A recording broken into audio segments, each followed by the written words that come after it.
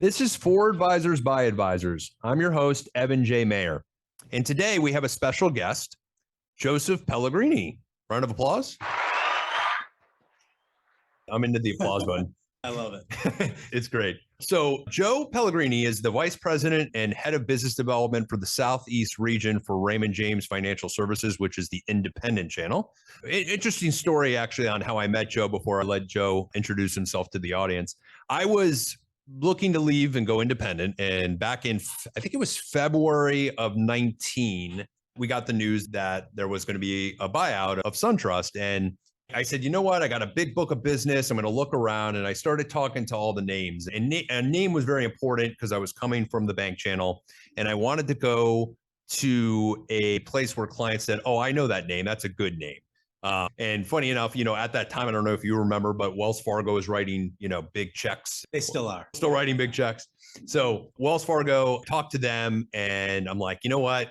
I can't do it. And I actually met with one of the recruiters, and that's why words matter, right? Because when we meet with somebody, the words they say are extremely important. And she said, you could be a great broker for us. And she kept calling me broker. And for financial planners, there's not a worse word than broker. And then I decided that, let me look at Morgan Stanley. We started talking to Morgan Stanley and we were pretty much committed to Morgan Stanley. We were going to go to Morgan Stanley. We were waiting for their offer and they don't know this. If Bill hears this, but down in Miami, maybe shoots me a call, but he made an offer and it was a lot lower than I was anticipating. He was kind of warning me on that. I was like, I'm not your average guy from the bank channel. I'm going to bring a lot of assets with me.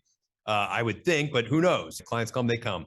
And I got a call from your internal. Yeah. And your internal said, you should at least meet Joe. And I'm thinking in my head, what's one more stake during a recruitment process? And I know where you're going. And I do remember this well. Yep. Yeah. And I said, all right, well, we made the rounds with all the steakhouses here and I went to New York Prime a bunch. And back then I was a big New York Prime guy. I like Cap Grill now. But I'm like, all right, we're going to New York Prime. And I'm sitting down with Joe and I couldn't have been more kind of, I guess, distant or a little cocky, but maybe you didn't know at that time. Yeah. And I was just going for a free steak. And as I'm sitting with you, for those of you that are listening to this that are in your 40s, Mike Judge, guy that did Beavis and Butthead, and he did the movie Office Space. And in Office Space, the movie, there's Peter. And when Peter has that realization when he's sitting with the therapist, he goes up to Jennifer Aniston and asks her out. And she says, well, I don't know. And he's like, well, if you want to come, that's cool. And if you don't, that's cool too. I'll be there. And Joe reminded me of that and the concept that he was so laid back, where the guy at Morgan Stanley I was dealing with, and it wasn't Bill in Miami, somebody else, but he was ultra aggressive. Like, you're going to be here. You're going to be part of this team. And I was like, and Joe almost did the takeaway approach. If you remember the takeaway approach to Sales 101, you don't want that person per se. And so we're sitting there having our steak and we're leaving. And I'm like, and it resonated with me that night. And long story short, I think that was beginning of May. Okay. And a month later, we were in Tampa doing our due diligence road trip, which, by the way, they did a phenomenal job. And I think we were independent 2 months later. Yeah. Which you had said was pretty quick. That was very quick. Yeah. Yeah. So tell us a little bit about you, your history in the business, and then your role you're in now, how long you've been in it, and kind of, your history there. Yeah, absolutely. Well, I have to comment on your intro there before I get into that, if that's okay. Yes. So, a couple different things that come to mind as you rehash that story. Well, first of all, you did come off as a little aggressive, let's be honest, but most advisors, or I should say, most advisors are. So no surprise there. But, what I've realized, I've been in recruiting now for almost 15 years. So pretty good run doing virtually the same thing. And there are many parallels to recruiting as there are with dating. And if you remember, I know it's been a while as for me, but if you go in there aggressive or the opposing person feels as though you need it to happen, they smell that desperation. Yeah. Right? So part of the allure, I think, is always to act as if you don't need it, and at first you act, right? Because you probably do in the beginning, but over time, you don't. Right? Yep. I would have been fine whether or not you came or you didn't, but of course I wanted you to. And I'm sure you knew at some point that I did. So part of it is a little bit of a play, trying to do the quote unquote takeaway, as you put it. That is one of my favorites. So yeah, now you know. Yeah. The way I think, of course, we always want new clients that are swimming upstream, and we want the best people. And it's to this day, and I can't speak more highly of you.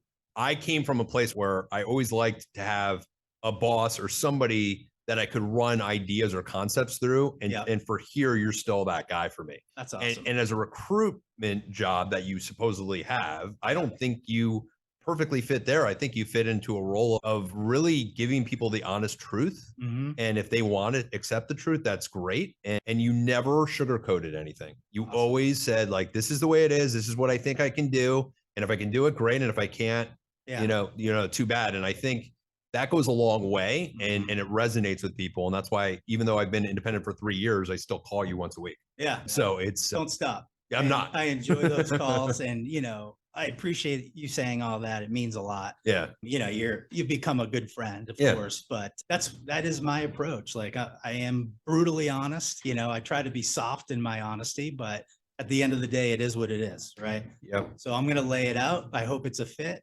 mutually. And if it is, great. And if it isn't, it isn't, and that's one of the things, candidly, about the firm that we're both affiliated with. There are options, right? So if independence isn't for you, guess what? I've got every other way that you can be a financial advisor in our industry in my back pocket. So it allows me to be, a little bit unbiased to what I ultimately am trying to do, which is help people go independent. With that said, I am passionate about it, right? Now, I say it somewhat hypocritically as a corporate employee, but I come from a family full of entrepreneurs. My father, my brother, my uncles. So, I mean, literally, I think I'm the only employee in my whole family. So deep down in my bones, I believe in it, So I love the fact that you're doing this, right? I love the fact that you've created your own feel and culture of your office and how you want your clients to perceive you and the way you do things. That gets me excited. How many years have you been in this role? So recruiting total about 15, and this specific role about 10. About 10. Yeah, a little over 10. And obviously, this company through the ins and outs. Do you ever find it difficult? I never asked you this. Do you ever find it difficult in the concept that there are, one of the places that, where you work is Ray J and Raymond James, and there's multiple channels. There's the RIA channel. There's the independent channel. It's funny, as a bank advisor, you don't, RIA independent means the same thing until you go independent, and then you go, oh, there's this other channel too. That's kind of interesting. Don't worry, I'm not going anywhere anytime soon. I'm just wondering, as far as channels go, do you ever find that kind of an interesting situation because you're coming from a company that actually offers all the channels? Yeah, absolutely. So lately, I've spent a lot of my time, in fact, just explaining the difference between independent and RIA. In fact, probably in 75% of my conversations, that's how we start. Because I make it a habit to outline all the affiliation options that we have. And as I'm going through that, people tend to say, oh, I always thought independent was RIA. So right there, I'm kind of breaking it down and helping people explain that there not only is a difference, but a pretty big difference, right? So to answer your question, and this is one of my things, like kind of a saying of mine that I really can apply to just about anything, as I feel as though in many cases, one's greatest strength can also be their greatest weakness. Right. And I feel like it's applicable in the framework of this topic, because from the advisor's perspective, what more could you ever want? Right. If you had come over here as an employee, let's just say, and for whatever reason, you had decided that you weren't quite ready to be independent. You would know you always could be, right? And just like now, depending on what happens from a regulatory situation or just the way your practice evolves or whatever the reasons are, if it ever makes sense for you to go into an RIA, you can. So obviously that's powerful, right? So as a recruiter for the firm, that's a pretty powerful and unique value prop. But it can be messy, right? So I had what's the right adjective? A difficult conversation with a specific manager, we'll just say, in my footprint. in full disclosure, probably 95% of the managers I work with view me as a teammate. We truly collaborate. And frankly, the firm has set it up very nicely where I get compensated to even bring in other channels. So firm's done a pretty good job of that. That's to great. just equal the playing field, you know? So it allows me to be unbiased, which is huge. But some managers still view me as the enemy or the enemy. I was going to say the competition too, but this particular guy, I would say, probably would rather lose somebody to a different firm than to me for whatever reason. But anyway, it is what it is. I don't want to get off track too much. So the advisor, it's a poor experience for the advisor ultimately because they detect that, right? There's some animosity or whatever. So, 100%. So this guy, you know, the prospect was sort of bringing this up to me, and we were talking through it, and he's like, well, why the heck would he do that? Like, I thought you guys were advisor choice. That's what we branded it. It's advisor choice. And you are. I said, well, I've asked myself that many times. And, you know, when I think about it, so I cover Florida, Georgia, Alabama, and Mississippi. So at any given time, like I'm here in South Florida today, I'm on the other coast tomorrow. I could be up in Atlanta next week, so on and so forth. This guy has one city. That's it. And here comes the Raymond James guy pitching freedom, flexibility, business ownership. Oh, you want to do that? Sure. No problem. Right. Whereas he's in a box. So I get it, you know? So fortunately, there aren't many of those left, right? As the sort of old guard is retired and things of that nature, the newer batch of management, I think, sees the value in advisor choice and has embraced it. Those holdovers make it painful. I'm not going to lie. Yeah. And I sense the concept of employee, when you're a financial advisor and you work at an institution that you're W-2, you're not technically an independent, you feel as if you are not an employee, but by all accounts you are. And absolutely. And, you know, just like the bank I was, you know, I remember being on the phone with the manager and being like, well, my clients don't like this. And he goes, your clients? Wow. He wasn't.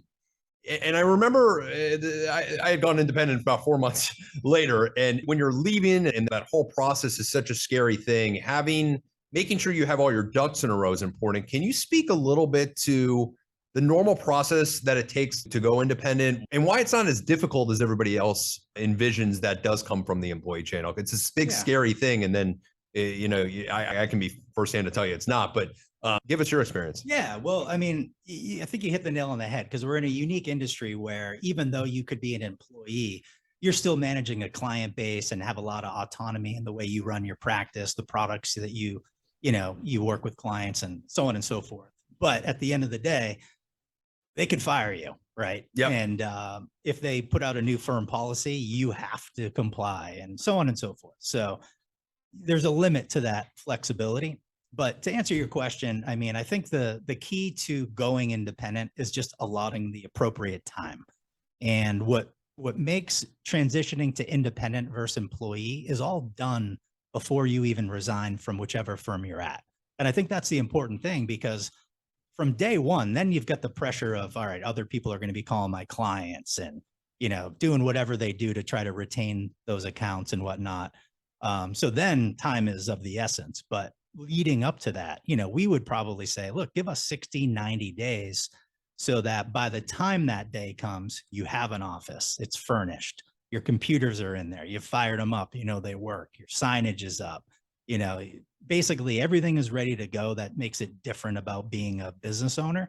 So that all you're doing day one is the same exact thing you'd be doing if you were sitting in the employee office up the street, which is picking up the phone and calling your clients. From that point forward, transition wise, you know, it's very similar. And there are turnkey offices that advisors can go to. There are super OSJs that can be utilized. There's a lot of different things out there that you can do. I mean, initially when I went independent, I actually used a super OSJ because I thought that was time consuming. I found out afterward that there was not much time consumption in it at all, actually. So, you know, I think what was interesting about your approach too was I was looking at multiple places, and, you know, one was, you know, starting my own office, which is what I ended up doing. And then I did talk to a couple other employee channels where, you know, technically we were independent. I don't want to use the word employee. We were independent, but we would operate under their flag or their stuff. And what I think the most not laid out as far as when you run an independent office, you have rent, you have payroll, you have these things,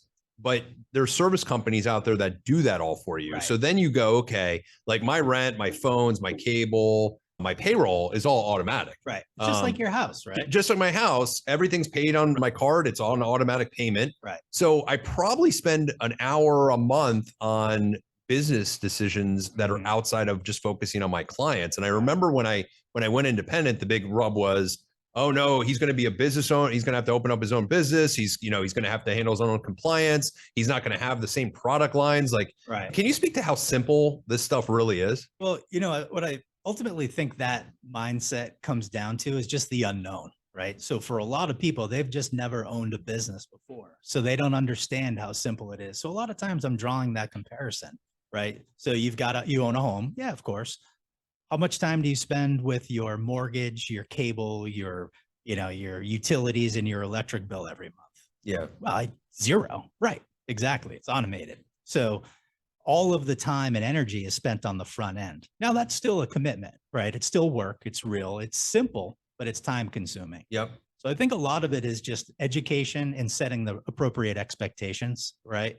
There is a draw right now, I think, towards people joining some sort of existing infrastructure, whether that's on a bigger scale or a local level. I see more of the local level sort of thing exploding on an ongoing basis because, I think it's just more personal, right? If somebody were to come in and share office space with you here, I mean, you would take pride in making that a good experience. Right? Yeah, 100%. Right. Whereas if it's you were, running a national organization, it's much more of a diluted experience. So, I think that's where actually can't even say that's where the puck is heading. The puck's there. Yeah. And I think roughly 60% of the people that join us, even on the independent channel, are looking for local. They're looking for that. Yeah. It's funny because I actually saw a difference. The Super OSJ I joined was kind of just getting started.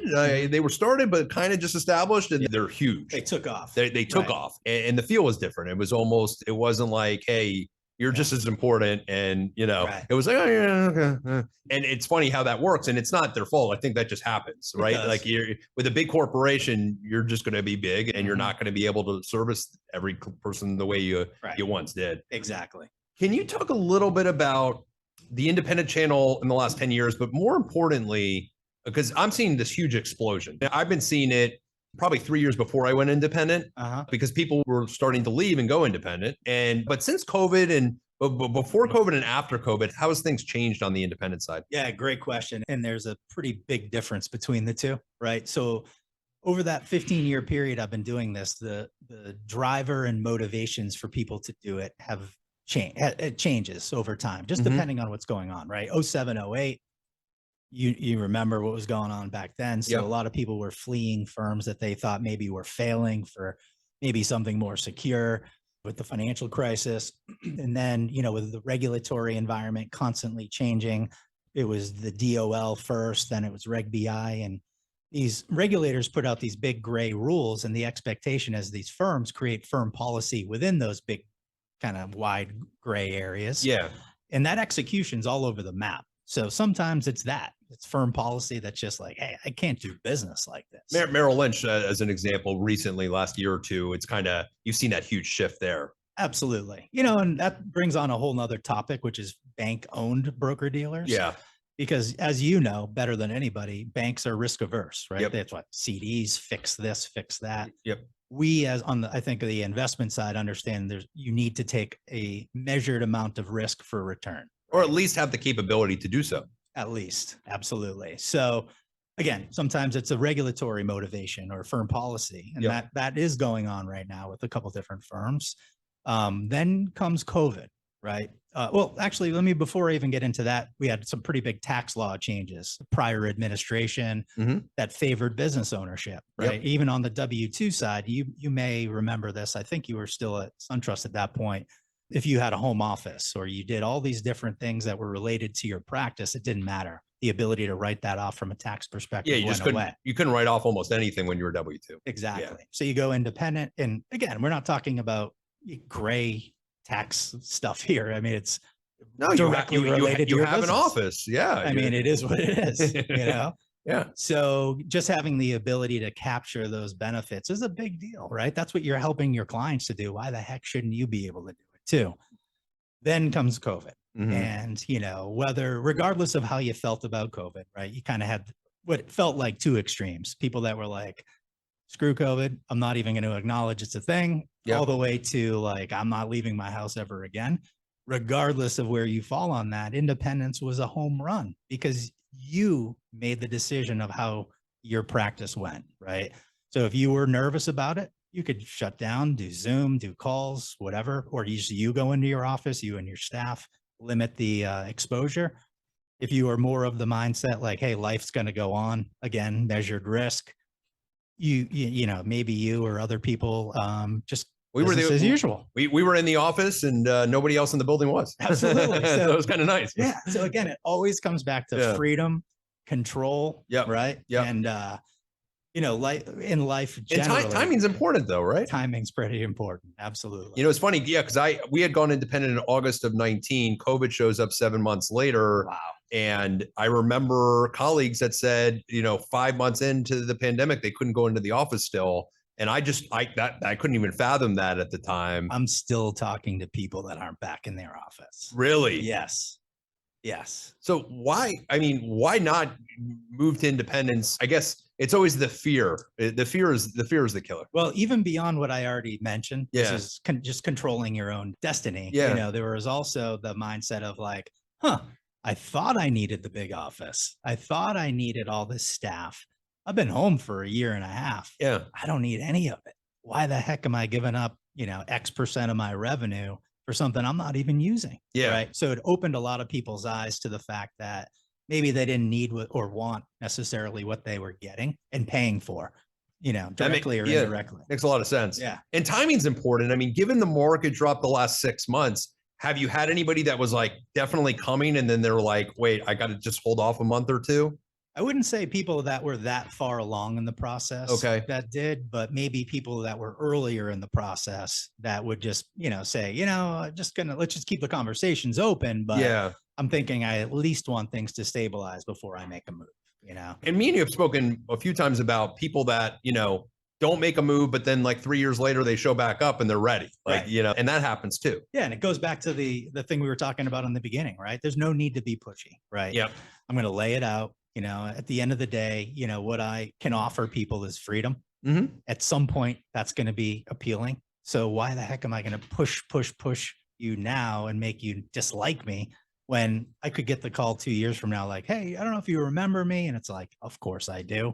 I'm ready to go. One of the biggest myths out there is going independent. You should be able to collect somewhere around 90 to 99%. And, I'm going to say this, you don't even have to say this part, but that is a gross number. You do have rent, you do have payroll, you do have other things, but there are a lot of firms out there that push the higher percentage, but there's a lot of hidden fees that can be associated with that. Can you talk a little bit about how 90 to 95% is actually not going to happen? Yeah, absolutely. Ironically, that was a pretty big topic in the lunch I just came from, and he was pushing on like, what's the payout? What's the payout? And I was like, look, we can talk about payout. I can show you a payout. I can show you a sexy payout. But at the end of the day, it's all about net and what you're taking home. So I've always focused on the net for that reason, because gross numbers they're useless, Yep. right? So you're absolutely right. And some firms are kind of known for maybe not bringing those types of things up until the advisor pushes them on it. Yep. It's kind of crazy. I mean, I've run into pro formas that people will share, which is essentially like a estimated P&L of what their practice would look like on that firm's platform, right? Yep. And sometimes advisors will share like, hey, this is the one Ameriprise did for me, or Finet, or whatever firm. And you look at it and you're just like, wow. Yeah. Like, it's one thing. I thought you weren't talking about it, but now you're almost like putting it in writing. Yeah. It's very misleading. And it's just like, I'm sure you can relate. There's a couple bad advisors, right? Yep. That make life difficult for everybody, or maybe, get people to question things and whatnot. Not that that's unhealthy or anything, because I think it's good, but at the same, not the bad people, but, just questioning what you hear. Yep. But recruiters, I think, have this almost, reputation sometimes that is applied to us unfairly. Yep. So sometimes, not usually, but sometimes, you're kind of working through that to earn trust, And the performance is that something as a employee channel advisor, it's funny. I would never call myself that 4 years ago. Yeah. That you don't think about, but that is one of the most important things is to drill down on how your practices and how your assets are currently allocated. Because if they're in specific management programs, things along those lines, you have to look at all the underlying fees. And I remember me and you did a bunch of pro formas, and you even said to me, "Hey, Evan, you're loading this up." And I purposely loaded mine up so that I showed like the worst case scenario. What am I going to bring home if X comes over, if this comes over, if that comes over, and then what the expenses are going to be. So I would stress to any advisor out there that the due diligence that you do on your pro forma is huge, and to push back, push back a lot on that. It's like a financial plan. I put it on the same, within my world, it's kind of the equivalent, right? So assuming you believe in that as a financial advisor, why the heck wouldn't you want to do it as why wouldn't you want to do planning on your business? It's a big move, right? It's a big move. You want to go into it eyes wide open. It's a huge move for the first year, and then you go, all right, well, now I can save about 10 hours of my week on conference calls and meetings that were not client centric. So what are we doing? So huge. What makes an advisor, in your opinion, not the right fit to go independent? Now, obviously there's an entrepreneurial aspect. There is the ability to go independent and join existing firms. We call those turnkey, where you just come in, you got the office, you got everything. You don't have to worry about anything that might scare you. But who would be an advisor you'd be like, nope, that person should not go independent? Yeah. I mean, I'd say there's a business mix that may not fit within our firm, or it may not lend itself well to the independent model. And I say that because some products, as an employee, the expenses are baked in, but when you go independent and everything's sort of unbundled, that cost may be prohibitive. So that could be it, though I'll say our firm has done a pretty good job at creating options even for those types of businesses, but that could be one. It could be personality, to your point. That's probably the one that, gets triggered the most, where they're just not cut out for it, or I just don't like them. Like I'm pretty protective of the firm and the culture. You have been. I remember a very big team we were going to bring over, and the personality differences were not good. And because it reflects on me as a person, but also like, in our communities, right? You want the other people that are with the firm you're affiliated with to be good people, right? So that happens half a dozen times a year, not a lot.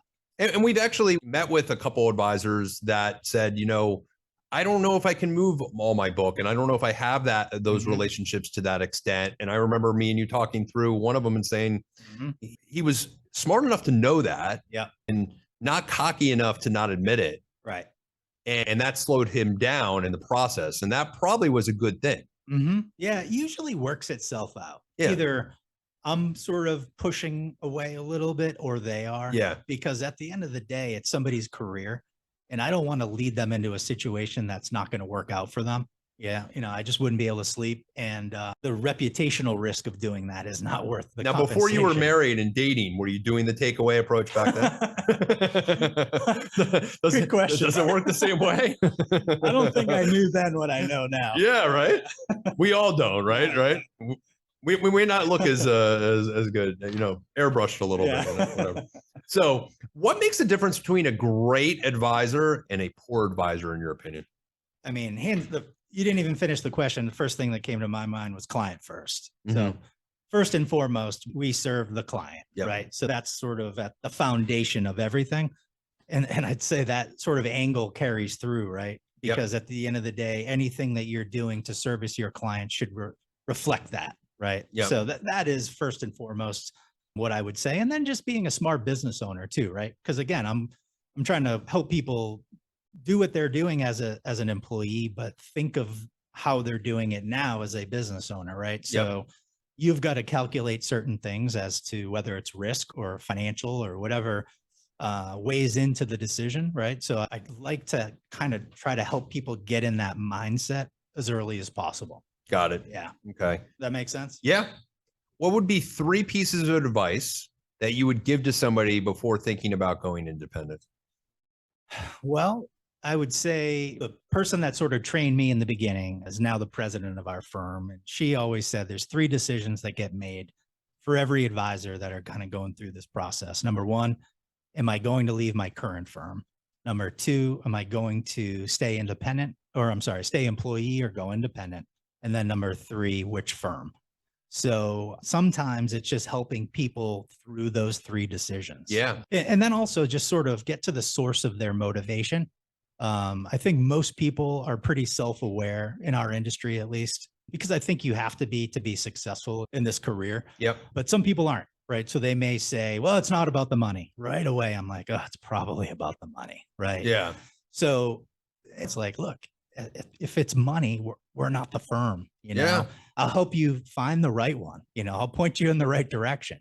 But ultimately, what is it that's most important to you, you know? So that's, I think, just reflecting on yourself and kind of working through the answer to that question is the most important thing.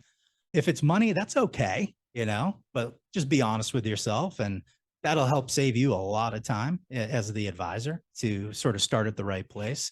Well, yeah, I mean, and when you speak about money, that was my decision, right? Yeah. Like, and it wasn't a little money. Let's be Yeah, honest. it was a lot. It was a lot of money. Mhm. It was a lot of money to say, no, I will make this up over the long run by doing this. And, but it's funny when I was calculating that for a year or 2 after, I kept calculating the money.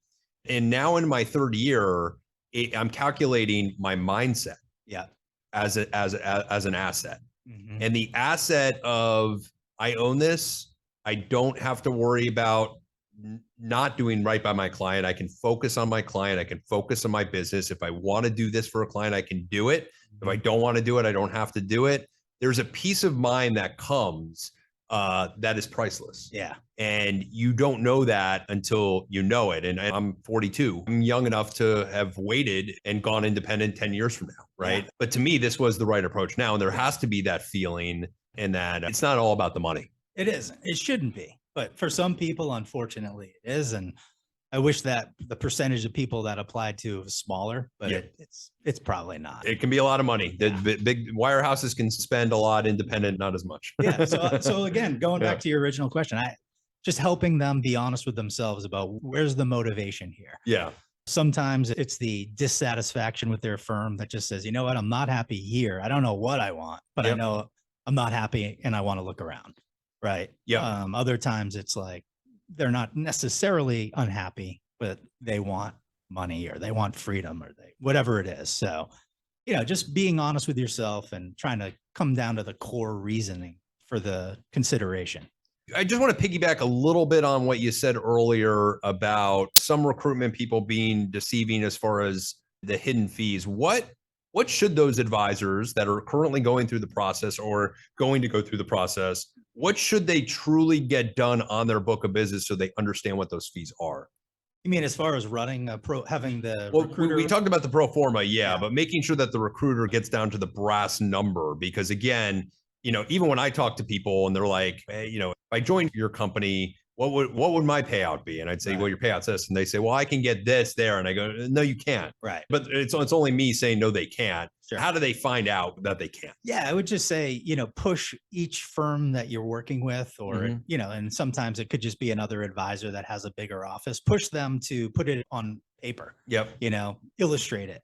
Let's work through the numbers. Ask about administrative fees, program fees, ticket charges, haircuts, whatever it is. Just kind of deliberately ask those questions. So that's what I wanted to get to. So Yeah. program fees are something like, hey, what different management programs are there? Mhm. Per trade, what does the client pay? What do I have to pay? Because some firms you have to pay too. Absolutely. So Affiliation fees. Affiliation fees. Yeah. Could be franchise fees. Franchise fees. Mhm. Now there are those like Ameriprise independents that are not really independent too. Right. So they got to ask those kind of questions as well. Yeah, compliance fees. And that's kind of what I meant by franchise fees. got it. They're really the only independent firm that has actually a technical franchise fee. Got it. So yeah, I'd say all applicable fees, you got to push back on that a little bit, you know? If you left here and we're done with the podcast and you're like, you know, there was one thing I wanted to get across to the audience. This is what I think is probably the number one thing. What is it? Ooh, good question. You know, I would say that certainly you just want to do this for the right reasons, you know, so be honest with yourself, and make sure if you're considering a move that it's to put yourself in the best place and position to be able to service your clients. Because without them, you've got nothing, Yep. you know, and hopefully, you know, the honesty comes through. And, you know, and I would say, at least with myself, if we ever had a conversation, you're going to get the straight truth, you know? Yeah, and just to piggyback on that, I think clients are the number one thing when you make this move, and that's the politically correct statement, but it's the true statement, and the fact that when your clients leave and they've been with you and they go independent with you, and 6 months later they're going, I'm just so happy you made the move. The technology you have is so much better. That's something that's obviously a huge, huge impactful thing is the technology the firms have, because if they don't have good technology, why you could be making the client experience a lot worse. So Absolutely. going somewhere where that's good and kind of thinking those things out. So I'm guessing you've heard positive feedback just about you and how you're happy. humongous. Yeah. Yeah. And Humongous. And some clients could tell, and they were like, why didn't you leave earlier? We were kind of waiting for you, or we were only here because of you. I heard that probably significant. And yeah, they could feel that. It's fun to watch, because I think however you slice it, a transition is difficult. Whether you're going independent or employee, it's hard. But when you pop up on the other end of it and now you own it, there's something magical that happens 100% of the time, period. Yeah. And that's the win for me, as I get to watch it. Yeah. And you get to see, who you put them in the best place to succeed, and then you get to watch them fly. Exactly. And they pay me for it. And they pay you for it. So it's pretty cool. Well, you obviously have a passion for what you do. You're great at what you do. I've had great experiences, and everybody that has dealt with you has.